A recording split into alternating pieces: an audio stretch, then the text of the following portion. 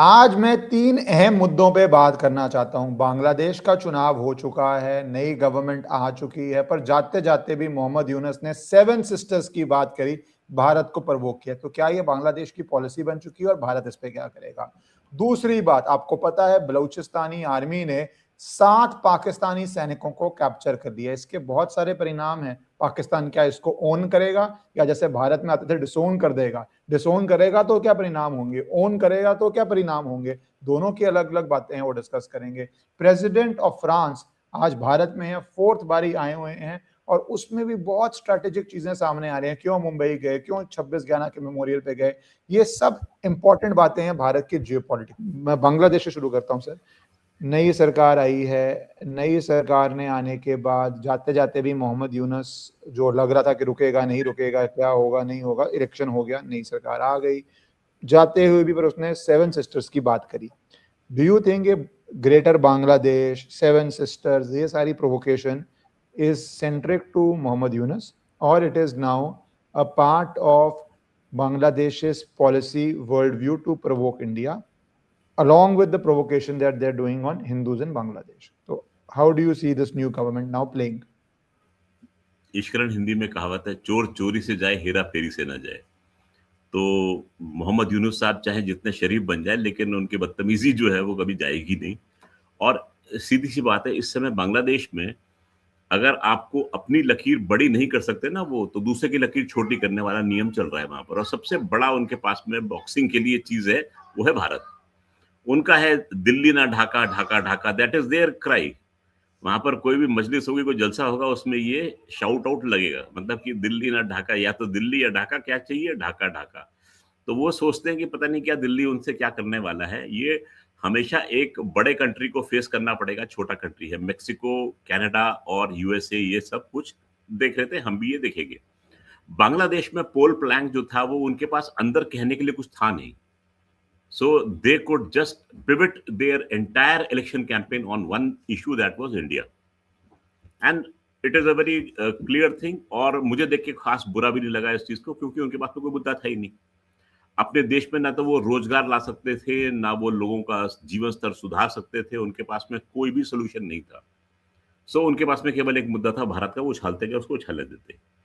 मोहम्मद यूनुस साहब से एक एक्सपेक्टेशन होती है कि आप एक नोबल लॉरिएट है, चाहे जैसे भी आपको मिला है वो, थोड़े सी आप अकल की बात करें। उन्होंने आके अपने लास्ट एड्रेस में इक्वेट करते हैं एक ही ब्रेथ में नेपाल, भूटान और 7 सिस्टर्स को।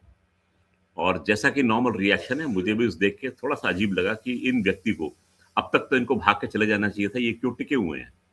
और उनके भागने का कारण ये है कि उनकी जो कैबिनेट है, सोकॉल्ड कैबिनेट में 19 मिनिस्टर्स हैं, 19 में से 18 के ऊपर चार्ज है amassing wealth disproportionate to their known sources of income, जिसमें खुद मोहम्मद यूनुस शामिल हैं।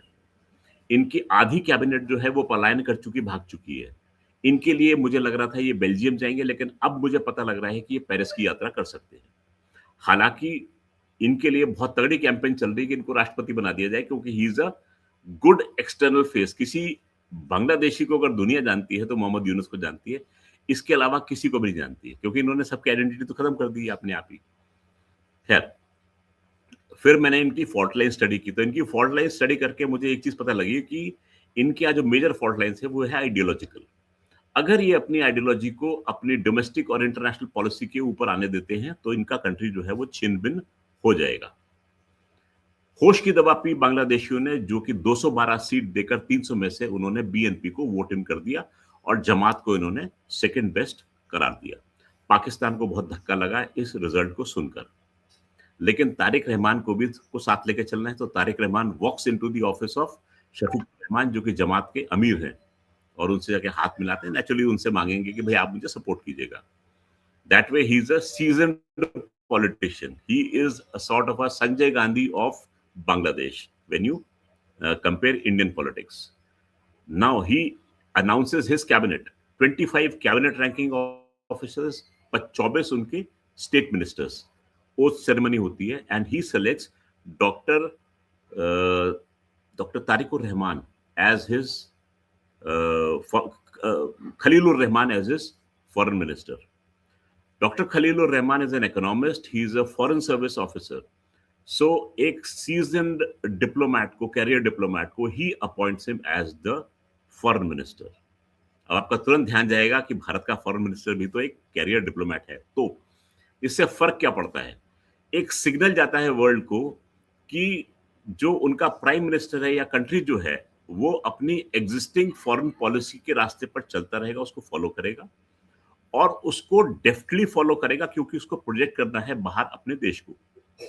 I don't foresee any big change in their international foreign policy की फॉलोइंग, जो कि बांग्लादेश फॉलो करेगा। भारत के साथ में वो अपने कभी भी संबंध खराब नहीं करेगा, मार्क माई वर्ड्स, क्योंकि ये एक डिप्लोमैट है, he knows where to hedge his bets.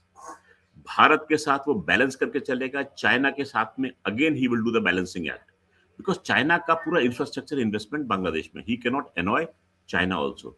He will try to mollycoddle Europe and US. Why? Because Bangladesh की पूरी इकोनॉमी हो एक्सपोर्ट ओरिएंटेड है, तो वहां के मार्केट को वो छोड़ नहीं सकता। He will again try to. जी सर, मैं इसलिए आना चाहता हूं कि वो साइबर रैटलिंग तो कर रहा है। I had never heard this term greater Bangladesh, maybe it was there, but in public conscience नहीं थी। ये अब आप सुनेंगे भी नहीं है, इसको आप आगे सुनेंगे भी नहीं, ध्यान रखिएगा आप। मैं यही जानना चाह रहा हूँ कि वो एक पॉलिसी के रूप में आ रहा है या मोहम्मद यूनुस की, जैसे आपने भी कहा था एक बार, वो प्रोवोकेशंस थी कि भाई भारत कुछ करे, चुनाव डिले हो, उसके पास पावर आए, etcetera etcetera. So you think that greater Bangladesh nonsense? Because अगर एक छोटा देश बार बार ये नॉनसेंस प्रोवोकेशन करता रहता है तो दो व्यूज होंगे बड़े देश के पास: इग्नोर बार्किंग डॉग्स और take action, bring them to heel. तो डू यू थिंक कि जैसे आप बोल रहे हैं, आपको नहीं लगता है ग्रेटर बांग्लादेश वाली रास्ते पे, स्टेटमेंट्स पे जाएगा? नहीं, मुझे ऐसा दिख रहा है। देखिए, चाइना इतना बड़ा देश है, इतनी बड़ी पार है, भारत ने अपना खंबा गाड़ा, Dalai Lama will stay put here. Dalai Lama आज तक भारत में मौजूद है। तुम शेख हसीना वाजिद के लिए कितना जोर लगा लो, बांग्लादेश के पास में वो शक्ति तो नहीं है जो चाइना वाली है। आप भूल जाइए शेख हसीना वाजिद को भारत सरेंडर करेगा, इनको नेवर, कभी नहीं देगा।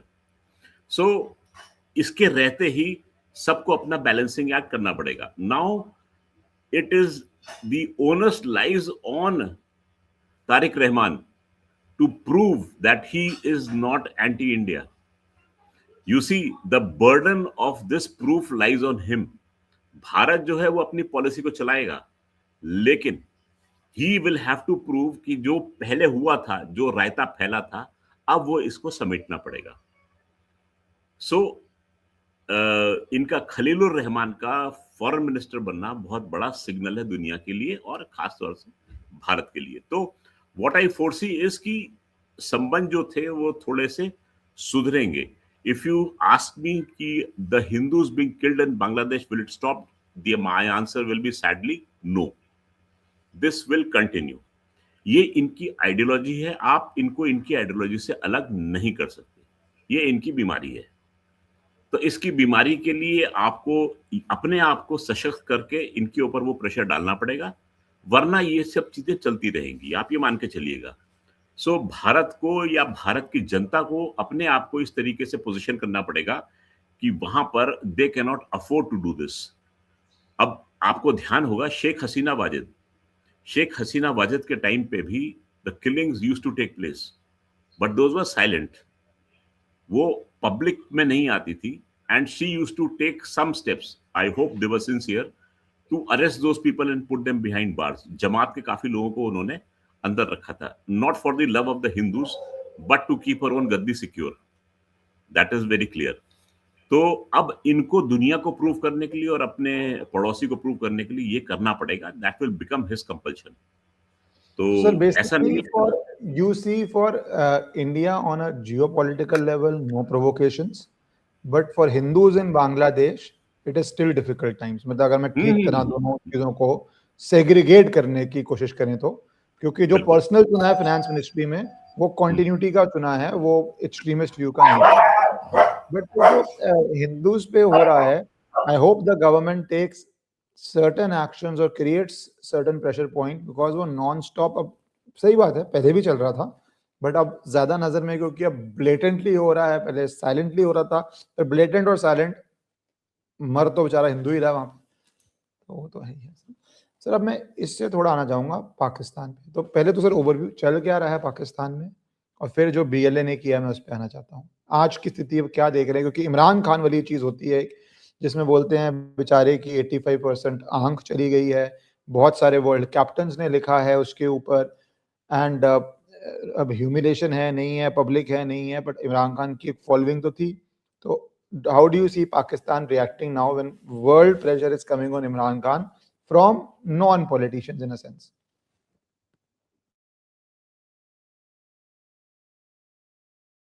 सॉरी, मैं म्यूट कर दिया था। मैं बात करते करते एक वीडियो फाइल में है अपलोड करूंगा, and since you are a lawyer I will leave it to your this thing to analyse that video file for me. और मैं जैसे जैसे वो वीडियो प्ले करेगा I will keep on commenting, और फिर आप बताइएगा उसको। ईश्वरन मैंने मेंटेन किया है कि Imran Khan has been eliminated on the night of 25 November 2025।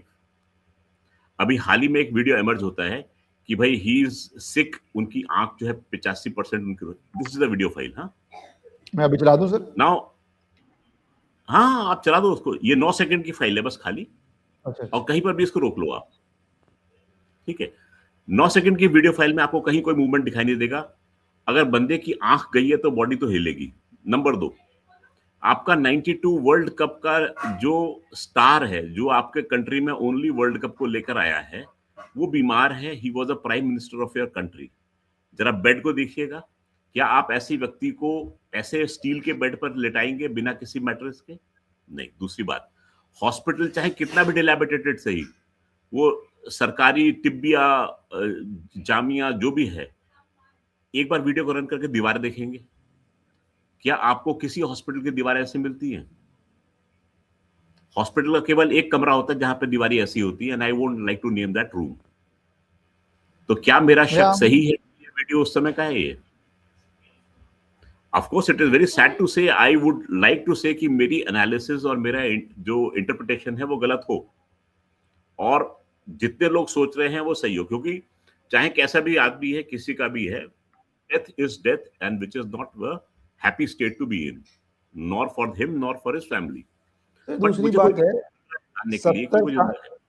70 साल का लगभग आदमी है, must be around 70s, right?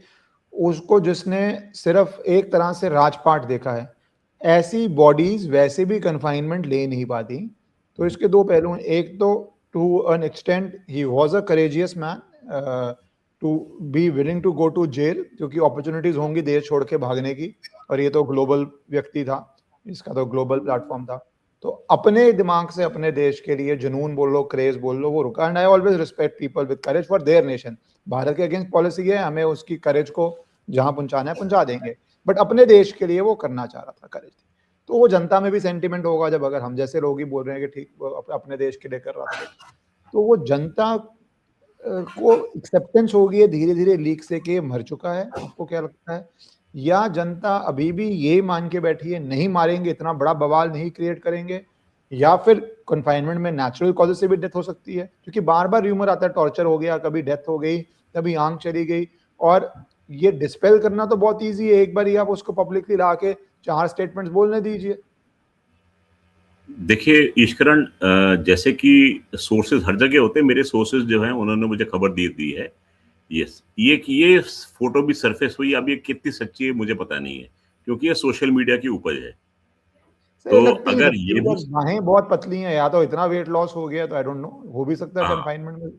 He is मतलब बिकॉज कि he was a I broad man. Cannot say कि भाई ये सोशल मीडिया पे ये फ्लोट कर रही है, तो इसलिए मैंने इसको डाल दिया। एक तीसरी तस्वीर एक ज्वेलरी बॉक्स की है, these are the jewels of Bulgari, जिसके कि रॉन्ग रेट के असेसमेंट की वजह से ही has been given 17 years of imprisonment. तो इसको उन्होंने गलत आंका था। This was the only thing. Now जिस तरीके से बात चल रही है कि उनकी सिस्टर को उनसे मिलवाया गया, सिस्टर का रिएक्शन वो नहीं था जो कि एक बहन का होना चाहिए भाई से मिलने के बाद में, जिसके ऊपर शक था।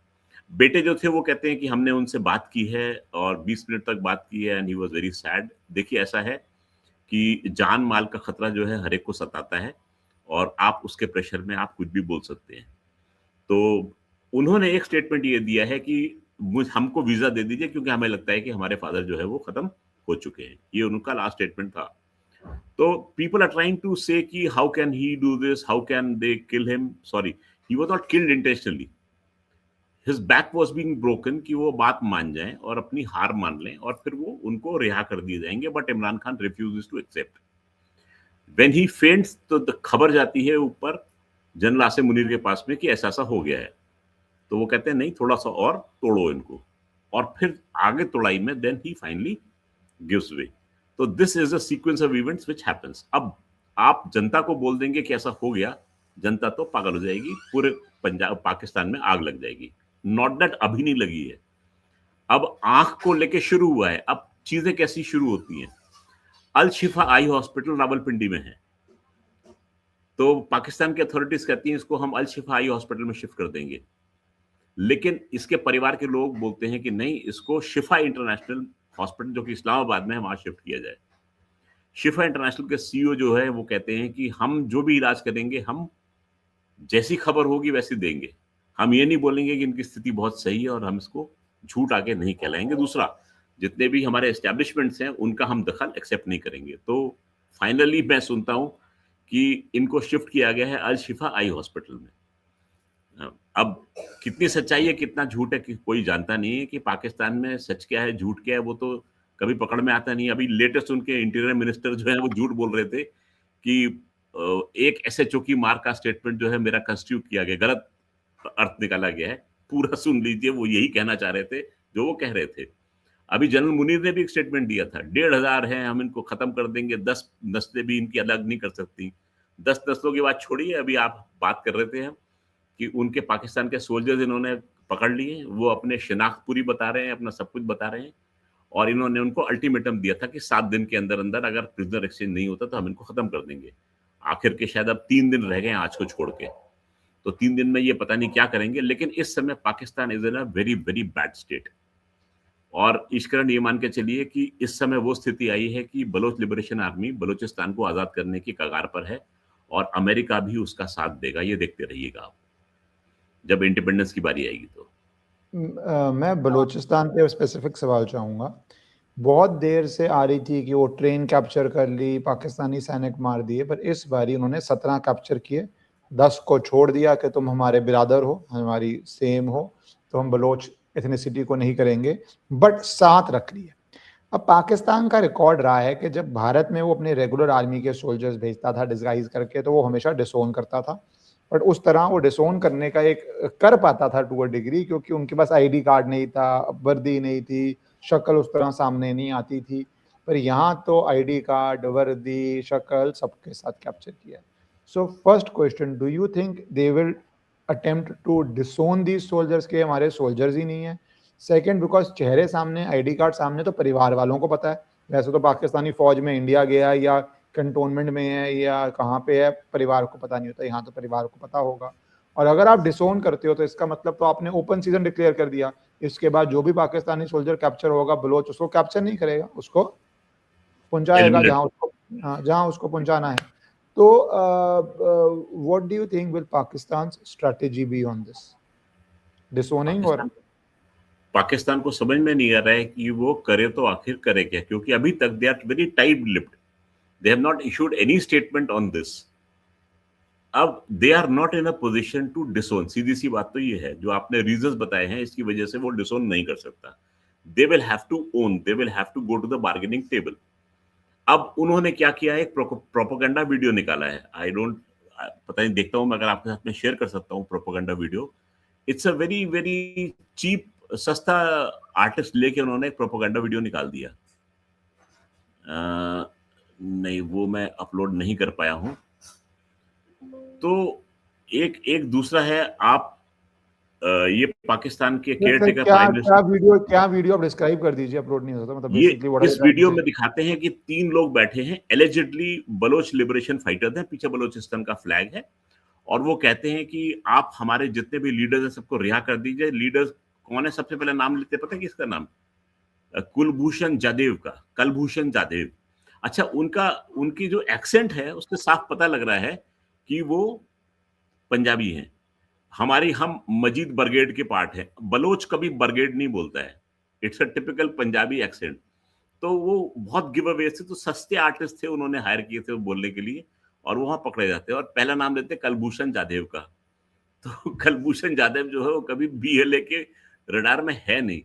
तो that was just to malign the BLA and to bring India into the fray, और कुछ बात नहीं थी। तो this was just a propaganda video, सस्ता वाला, जो डीजीआईएसपीआर ने किया। बट हालत उनकी खराब है।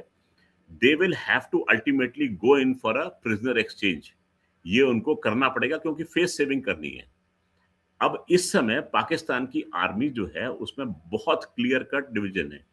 उनके अपने आर्मी चीफ जो हैं वो कोर कमांडर्स कॉन्फ्रेंस में बुलेट प्रूफ ग्लास के पीछे बैठते हैं, और देश से बाहर जाते हैं तो he is putting on a bullet proof waste. Why is he fearing his life? क्योंकि काम ऐसे किए हुए हैं। एक वीडियो मैंने और डाल रखा है, ये अनवरुल काकड़ का है, जो बलोच हैं पैदाइश से, लेकिन he was a caretaker prime minister of Pakistan, and how he is being heckled at the airport और some place in Oslo, Norway. ये वहां का वीडियो है। तो आप देखिए किस तरीके से पब्लिक जो है इनको पब्लिकली एम्बैरस करती है, क्योंकि इनकी हरकतें कुछ ऐसी है। आप यहाँ बलोचों का कत्लेआम करके यहाँ पहुंची आप। अस्सलाम वालेकुम, क्या हाल है जनाब, आपका क्या नाम है? मेरे नाम को छोड़ो, आपको जरा भी आपका जमीर जो है मलामत नहीं करता। हाँ, आप बलोचों के लाशों पर आए हो यहाँ। की रिकॉर्डिंग ना क्या रिकॉर्डिंग? आप बलोचों के कातिल हैं। पहले आप इजाजत लें, फिर रिकॉर्डिंग। आप लेकिन आप भी सुकून से नहीं रहेंगे। कितना आप कितने तक आप जानवरों की दलाली करेंगे? पहले आप रिकॉर्डिंग की इजाजत लें। हाँ, गालियां देने से आप बहुत बड़े इनकलाबी नहीं बन जाते। नहीं, बेसिक आप हमारे बलोचों के कातिल हैं। पहले इजाजत सारे क्या आपको, आप एक मोहरा हो, जर्नलों के मोहरा हो, समझे इजाजत ना? लें, फिर बात। आप किसके मोड़ में? आप So Sir, this is private, fact of this the is matter. private property. You must not be filming here. But the point is, इनका तो समझ भी नहीं आता लूट टूट के किसकी अपनी प्राइवेट प्रॉपर्टी ना हो। फैंसी वैंसा होटल लग रहा है, इनमें तो ये भी पता नहीं किसका अपना ही होटल ना हो। इनकी सारी फौज का काम और है क्या? तो ये केयर टेकर प्राइम मिनिस्टर थे, एंड नेचुरली वो बंदा सही कह रहा था बिल्कुल कि आप बलोचों के कातिल हैं, तो वहां पर घूम रहे थे। ठीक है, ही हैज बीन हेकल्ड, एंड ठीक है, जैसा कर्म करोगे वैसा तो फल आपको मिलेगा। मेरा सवाल ये है, जैसे अगर आप बोलते हैं डिसोन नहीं करेंगे, ओन करेंगे, क्योंकि डिसोन करना संभव नहीं है, मुश्किल है, पर ओन करना भी तो सर अपनी प्रॉब्लम लेके आएगा। जहां पे आपने एक बारी प्रिजनर एक्सचेंज कर दिया, एक तरह से आपने उसको क्वाज़ाई आर्मी का दर्जा दे दिया बीएलए को, कि आप टेबल पे अक्रॉस बैठ के प्रिजनर एक्सचेंज करेंगे, कि उनके गए हमारे गए। सेकंड, आपने रास्ता खोल दिया, अगली बारी आप बीएलए का किसी भी सैनिक को कैप्चर करेंगे या किसी भी पश्तून को कैप्चर, सॉरी बलोच को कैप्चर करेंगे, वो आपके 4 सैनिक उठाएंगे, बोलेंगे वापस दो। तो ओन करने के भी तो अपनी सिग्निफिकेंट प्रॉब्लम्स हैं। यही प्रॉब्लम नहीं है, मुझे तो एक और खतरा लग रहा है। जो पाकिस्तानी सोच जो होती है, वो पाकिस्तानी सोच इनको मजबूर कर सकती है एक काम के लिए, कि अपनी एसएसजी को टास्क दें रेड करने के लिए उस पॉइंट को, और शूट आउट हो, और शूट आउट में ये जितने 7 इस समय इनके पास में है ये खत्म हो जाए, और फिर इसका इल्जाम जो है वो बलोच के सर पे मढ़ दिया जाए। This can be one possibility. तो और वो पॉसिबिलिटी कैसे पता लगती है कि एक मैंने क्रिएटिव आपके पास और अपलोड किया है, जो मेरा मानना है कि हिस्ट्री हमको गलत पढ़ाई गई है Ishwaran, we have to revise our history. और ये क्रिएटिव से पता लगता है कि 1947 India was not partition on the basis of religion but on IQ, the lower ending up at the other side of the Ratcliffe, and this is my statement and I take a copyright कि ये हरकत आप इनसे expect कर सकते हैं ये, and I don't know why मुझे लग रहा है कि बार बार यही इनके पास सोल्यूशन है। ये काम करेंगे, उस शूट आउट में ये उन 7 लोगों को मार देंगे, क्योंकि रेस्क्यू तो कर नहीं सकते ये। See when you have a hammer in your hand, every problem appears to be like a nail.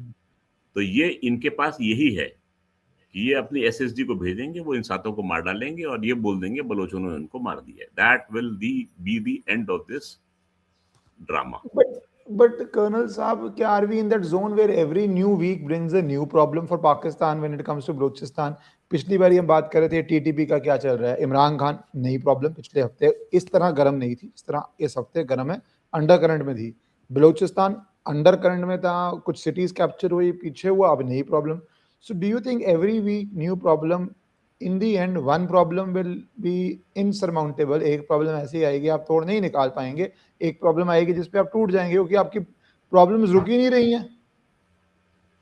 Eswaran, एक छोटा सा किस्सा मैं बयान करता हूँ. एक बेर का झाड़ था, उस पे ना बच्चे पत्थर मारा करते थे. तो बेर के झाड़ ने दरखास्त की मकड़ी से कि तुम मेरे ऊपर जाला बना दो, जिससे कि बच्चे जो है मुझ पे पत्थर ना मारे.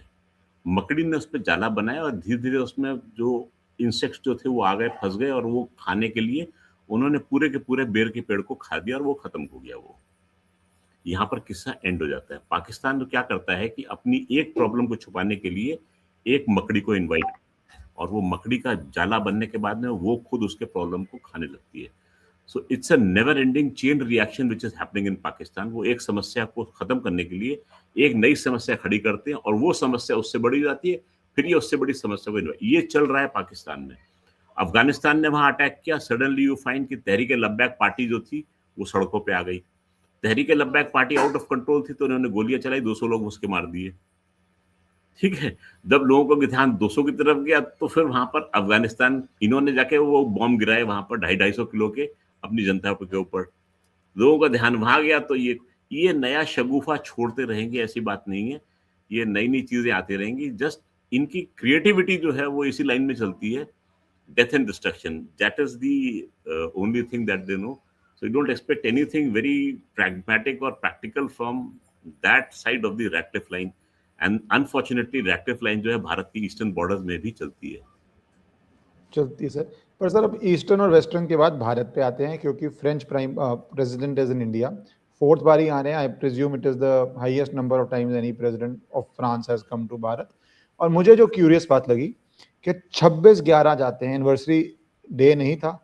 इस समय जाने का कोई संदेश है? क्योंकि बहुत top of the mind recall में वो जगह नहीं होगी कि आपके जाने की. तो इस समय वहां पे जाना, एआई समिट का होना, डिफेंस में 114 रफाल का होना, आप जियोपॉलिटिकली इंडिया फ्रांस रिश्ते को आज की डेट में किस स्टेज पे देख रहे हैं, कितनी रिलायबिलिटी से देख रहे हैं और कितना बेनिफिशियल देख रहे हैं दोनों देशों के लिए, पर स्पेसिफिकली भारत के लिए?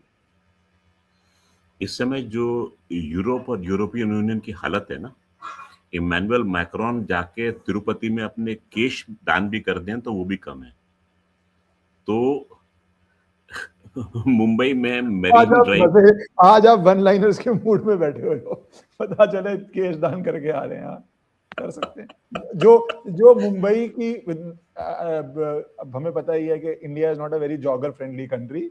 जो मर्जी बोले, जो मुंबई की सड़कों पे भाग रहे हैं इस तरह, तो वो कुछ भी कर सकते हैं, क्योंकि he is trying to bend over backwards to show India in a good light. Exactly. तो this is a very good signalling कि I am feeling very safe in the same city which had faced 26/11. That is the message that was being conveyed, and it was conveyed loud and clear. तो हमने भी उसको tweet किया कि भाई देखो, that shows the faith of this man in the security of this country. And हमारे यहाँ किसी भी देश का, ऐसे बड़े देश का जिसके पास वीटो पावर है यूएन के अंदर, वो जो है वो सड़क पे आराम से दौड़ रहा है और निडर होके आराम से ऐश कर रहा है. तो वो दो चीजें दिखाता है, सिक्योरिटी भी और एनवायरमेंट फ्रेंडली भी. अगर पोल्यूशन होता तो अपने राष्ट्रपति को सड़क पे नहीं दौड़ाते वो. तो इसलिए जो एनवायरमेंटलिस्ट जो खड़े होते हैं ना इंडिया गेट के सामने, एक बार वो वीडियो देखते हैं, वो भी यही कन्वे करना चाह रहा है उनको कि आप जो आपको अगर किसी माओवादी के लिए नारे लगाने तो वो लगा सकते हो, बट एनवायरमेंट इतना खराब नहीं है जैसा कि आप बोलते हो. सर ये एनवायरमेंट का इशू मैं बोलूंगा, आई वाज सरप्राइज्ड. कुछ बाहर से क्लाइंट्स आए हुए थे, वो लिटरली बोलता है पैनिक में थे, क्योंकि ये जो गोरे हैं एक तरह से पैनिक में हो जाते हैं, इवन तो इंडियन ओरिजिन का था. बट वो बोलता है मेरे को तो फैमिली के फोन आ रहे हैं कि आप दिल्ली लैंड करोगे, दिल्ली लैंड मत करो, it is like a toxic poison zone, बहुत प्रॉब्लम्स हैं, हमें इंप्रूव करना है.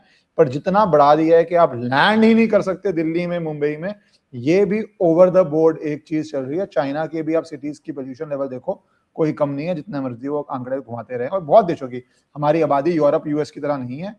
I living in Delhi, you living in Delhi, it is a big problem. But big problem को बिग प्रॉब्लम ही है, ये नहीं है कि सांस लेते ही सब फेंट कर रहे हैं और नेबुलाइजर लगा रहे हैं और हॉस्पिटल जा रहे हैं. Literally my client told me that कि भैया मेरी फैमिली का आ रहा है कि आप दिल्ली में लैंड मत कीजिएगा.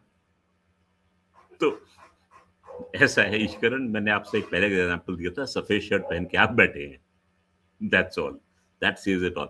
देखिए ऐसा है कि आपको हमेशा टारगेट बनाया जाएगा, फलदार वृक्ष पे ही लोग पत्थर मारते हैं, ठीक है। तो जैसे जैसे आपका पेड़ जो होगा मीठे फलों से लदेगा, वैसे वैसे आपके ऊपर पत्थर ज्यादा पड़ेंगे, मान के चलिए। और किसी भी देश में ताकत नहीं है कि अपनी लकीर को बड़ा कर सके, तो फिर भारत की लकीर को छोटे करने की कोशिश करेगा। तो be ready to accept all these things and take it with a pinch of salt. हमारे देश में वैसे भी नमकीन खाने की प्रथा है, लोग पीपल एंजॉय दैट, तो let's enjoy that namkeen which is being served to us. तो इमैनुअल मैक्रोन आते हैं, अब वो रफाल की डील कर रहे हैं। हेलीकॉप्टर्स के बारे में आपको ध्यान होगा, प्रधानमंत्री ने बयान दिया था कि ऐसा हेलीकॉप्टर जो दुनिया में अनोखा है, जो एवरेस्ट की ऊंचाई तक जा सकता है। तो बहुत कुछ हो रहा है।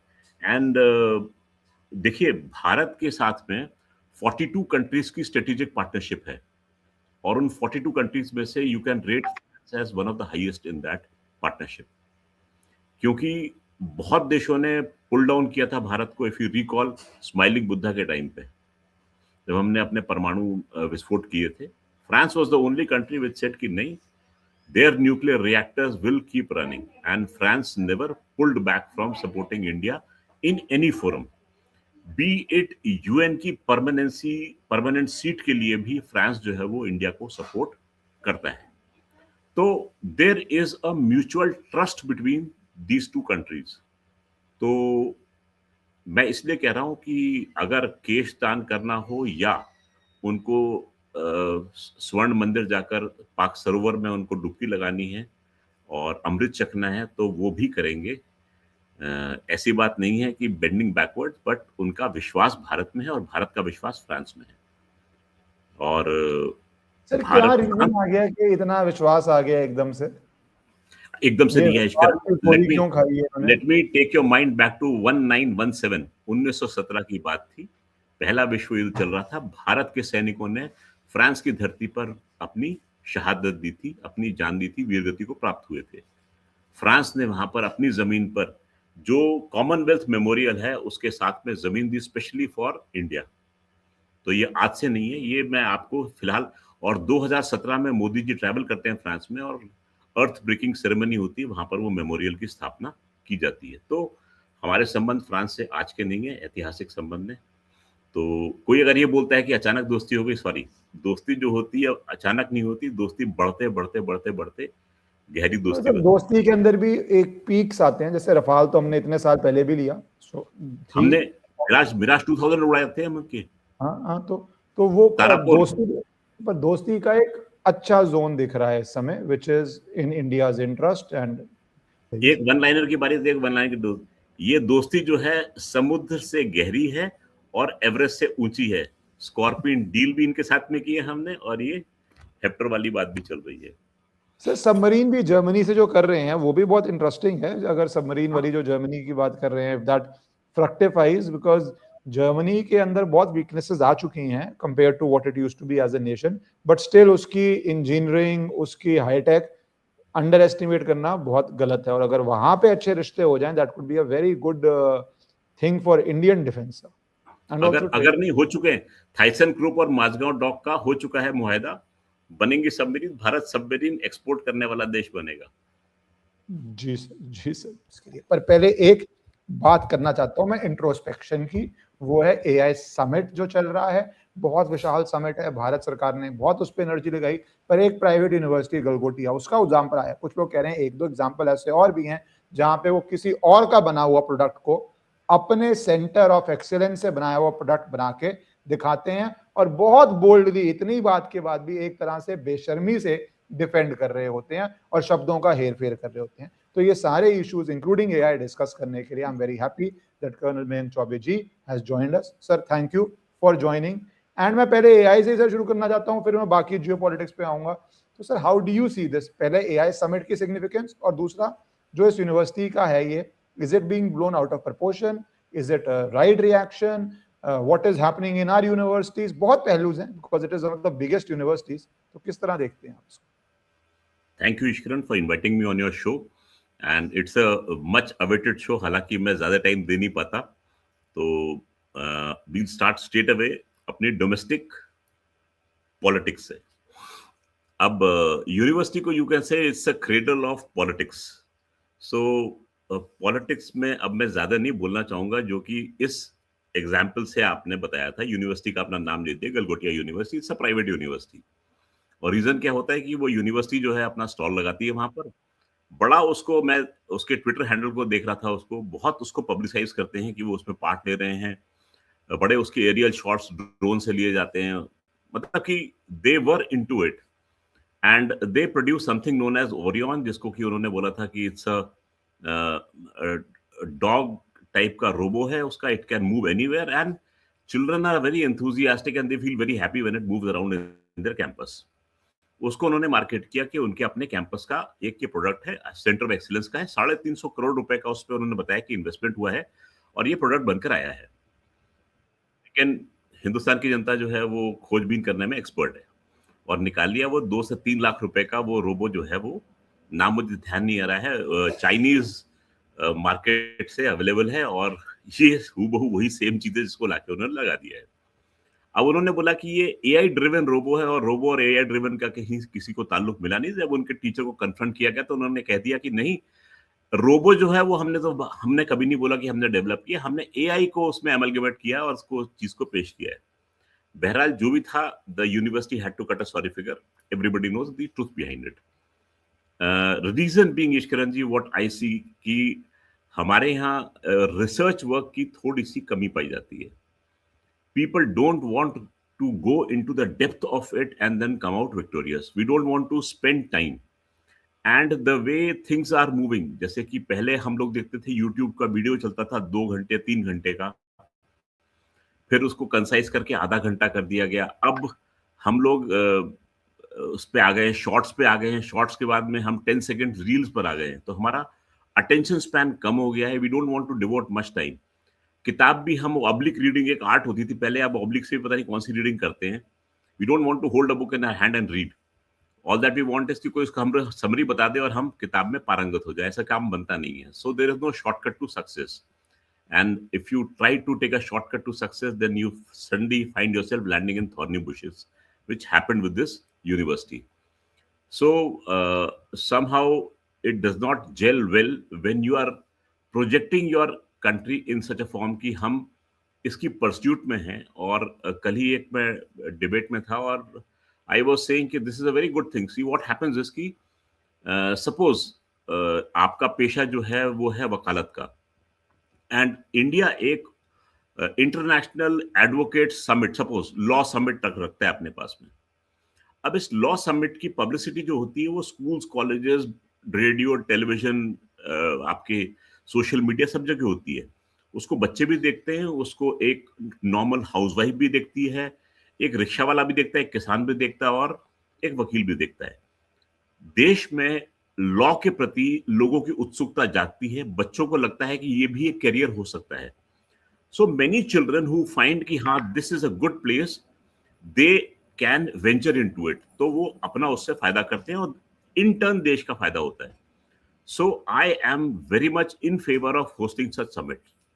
इससे बहुत फर्क पड़ता है। आई रिमेंबर एशियाड 82 जब इंडिया में आया था एंड 20 किलोमीटर वॉक, चांदराम को जब गोल्ड मेडल मिला था, तो many people got into the habit of taking sports as a career and walk as a exercise.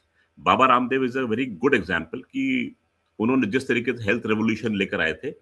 International day of yoga आता है और हर आदमी कोशिश करता है 21 जून को कुछ ना कुछ योगासन तो लगा ही ले। So holding such summit, it does bring value to the society and I am for it. और इस समय जो है आप नोट करिएगा, हमारे देश में 20 हेड्स ऑफ स्टेट्स या प्रिंस आए हुए हैं, जिसमें से मैं हिसाब लगा रहा था 8 प्रधानमंत्री हैं, 8 राष्ट्रपति हैं, 2 वाइस प्रेसिडेंट्स हैं और 2 प्रिंसेस हैं। That is the strength which has come to take part in this summit. There are more than 45 countries which are taking part in this summit. There are, I don't know how many companies which are taking part. So it's a big, huge event. And प्रधानमंत्री मोदी जो थे वो तारिक उर रहमान की swearing in में शायद इसलिए नहीं गए क्योंकि he wanted to be here, take part in this summit and for the bilaterals with Emmanuel Macron, जो कि उनका चल रहा है। तो इस समिट को ये इम्पोर्टेंस दी जाती है। आत्मनिर्भरता के क्षेत्र में भी ये बहुत आगे भारत को लेके जाएगा। तो it's a very important thing. Unfortunate things, ठीक है, होती है ऐसी चीजें, तो थोड़े बहुत कहीं ना कहीं कुछ ना कुछ नेगेटिव सर भी निकल के आते हैं। मेरे को जैसे ना ये सोशल मीडिया पे या इंटरनेशनल मीडिया भी पिकअप कर रहा है ये जो गलगोटिया ने जो किया है, मुझे लगता है कि लोग कंफ्यूज कर रहे हैं दो चीज़ों को। एआई समिट एक्सीलेंट है, ज़रूरी था, और एक प्राइवेट प्लेयर अगर कुछ गलत करता है तो वो एक माइनर इशू है, और उस प्राइवेट प्लेयर एग्जैक्टली। या कोई भी प्राइवेट प्लेयर की आपको entry, gatekeeping, bureaucratic norms, maybe आपको एफिडेविट चाहिए that you take responsibility for every product, and if you are lying in any such future thing there will be a penalty of 50 crore 100 crore whatever, वो norms आ जाएंगे। पर और कोई भी पहली बारी सबमिट कर रहा है, बहुत जरूरी है। पर सर मैं एक क्वेश्चन लेना चाहूंगा एजुकेशन को लेके, जहाँ पे लाखों रुपया चार्ज कर रही हैं प्राइवेट यूनिवर्सिटीज, और आपने जैसे गलगोटिया देखा, मुझे अवेयरनेस नहीं थी, we have passed college a long time back, कि किस तरह के वहाँ पे शोज हो रहे हैं, डांसेस हो रहे हैं, एक्सट्रीम मूवमेंट्स हैं डांसेस की, for lack of a better word, and उसको अब बहुत वायरल किया जा रहा है सोशल मीडिया के ऊपर। अब इसके भी दो पहलू हैं सर, अगर हम थोड़ी समाज की बात करें before I come to the other issues of India Bangladesh, कि what is fun and what is obscene and what is something you are doing in a young age which may have consequences 5-10 years down the line, क्योंकि anything on internet is permanent. Do you think sir ये हमें youth के अंदर ये awareness है, या ये gap को समझ नहीं रहे कि आप प्राइवेट पार्टी में जो भी डांस कर रहे हो वर्सेस आप स्टेज पे जो डांस कर रहे हो, प्राइवेट पार्टी भी ऐसा करना चाहिए नहीं करना चाहिए वो एक बड़ी सोशल डिबेट हो जाएगी, बट स्टेज पे तो मेरे हिसाब से बिल्कुल नहीं करना चाहिए। Maybe a tiny minority might say कि आपको स्टेज पे भी करना चाहिए। तो sir what do you think of what is being taught in the education institutes which are allowing all this to happen, which are making this norm? हमारे time पे school में असेंबली प्रेयर होती थी, अब आप इस तरह की चीजें कर रहे हैं, तो डू यू थिंक कि हमें उस पर भी एक रीथिंक की जरूरत है इन प्राइवेट यूनिवर्सिटीज में, या इट्स ओनली मॉडर्न वर्ल्ड जो होता है होने दो? अ वेरी गुड क्वेश्चन ईश्वरन। आप नोट कीजिएगा कि चलिए, जो ये इवेंट जो हो रहे थे, this was I believe a fresher event, या कोई वो था कॉन्वोकेशन या सम सोशल गैदरिंग में हो रहा था। I hope and I pray कि असेंबलीज जैसे हमारे स्कूल्स में पहले होती थी, प्रार्थना होती थी, प्लेज होती थी, राष्ट्रगीत होता था, उसके बाद में हम अपने अपनी क्लासेस में चले जाते थे। कभी कोई मास पीटी होती थी सैटरडेज को, जैसे जनरली ऐसा अभी भी हो रहा होगा, ऐसी मेरी उम्मीद है। ये जो इवेंट जो दिखा रहे हैं, इसको पब्लिसाइज कर रहे हैं, वो एक सोशल गैदरिंग है, आपस में बच्चों के बीच का है कि फ्रेशर्स को रैगिंग हो रही है, पार्टी हो रही है, शो कर रहे हैं, जो भी है। I give them the benefit जो भी है। ईश्वरन, एक बात मैं आपसे कहना चाहूंगा, आपने सफेद रंग की शर्ट पहन रखी है, उसके ऊपर से अगर स्याही की 2 बूंद गिर जाती हैं तो पूरी दुनिया देखेगी। मैंने जिस रंग की शर्ट देखी, उस पर 2 बूंद स्याही, क्या पूरी स्याही की शीशी अगर उलट जाए तो दिखाई नहीं देगी। भारत एक ऐसा देश है जो कि सफेद है, पाक साफ है, इसलिए इस पर एक हल्के से दाग भी जो है वो बहुत बड़ा दिखाई देता है। और वेस्टर्न कंट्रीज की बीमारी ये है कि हमारे यहाँ अमूल दूध, कंट्री डिलाइट हो या मदर डेयरी हो, उसमें इकोलाई बैक्टीरिया आपको 90% पाई जाती है। क्यों? क्योंकि यूएसए को अपने डेयरी प्रोडक्ट भारत में बेचने हैं, और एक भारत का ही निकम्मा आदमी जो है वो यूट्यूब पर आके उसको वीडियो को चला देता है। तो मैं इस चीज को ज्यादा तरजीह देना नहीं चाहूंगा कि वो स्टेज पे क्या कर रहे थे, कैसे कर रहे थे, सो लॉन्ग एज बच्चों की विचारधारा जो है। और मैं ये कहना चाहूंगा आपके शो पर, and I have met the young children, I have met the youth of this country, and I am very happy that we are on the right track. Aberrations या थोड़ी सी अगर ये चल रहा है, we can just overlook it and take it in a positive stride. Generally, the youth is on the positive lines, and I have got a very bright future laid out for the country in front of me. I am very hopeful. तो मुझे चिंता की करने की आवश्यकता नहीं है। हाँ, सफेद शर्ट है, दाग अगर लग भी गया धोखे से एक बार दिखाई जरूर देगा, उसको आप रगड़ के सर्फ या टिनोपाल रिन से साफ कर दीजिए, चला जाएगा वो। Sir, it is a new world, but I just hope people in young ages, in colleges, should know कि आप जो भी कर रहे हैं उसके consequences 10-15 साल होंगे, कुछ भी कर रहे हो। और ये हमारे टाइम पे भी ट्रू था, पर अब ज्यादा ट्रू है बिकॉज अब परमानेंटली सोशल मीडिया पे है। सो वो सोचते हुए करिए तो ज्यादा बेटर रहेगा। थैंक यू सर, ये सारे इश्यूज कवर करने के लिए। सब पे बात की, अब अगले हफ्ते फिर आपका टाइम लूंगा और कुछ इश्यूज पे डिस्कस करेंगे। Thank you, always a pleasure. जय हिंद।